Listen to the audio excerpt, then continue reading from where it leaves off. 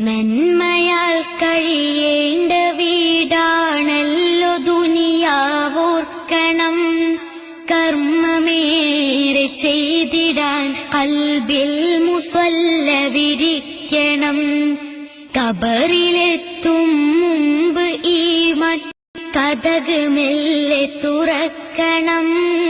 കലിമ ചൊല്ലിത്തിരിക്കണം. ഈ യാത്ര സഫലമാക്കണം. മൂന്ന് തുണിയിലുറക്കി നിന്റെ മേനി ഖബറിലിറക്കുമേ. മൂടുമിരുളിൻ ഭീതി തെൻ ചെളി മണ്ണിലായി കവിൽ ചേർക്കുമേ.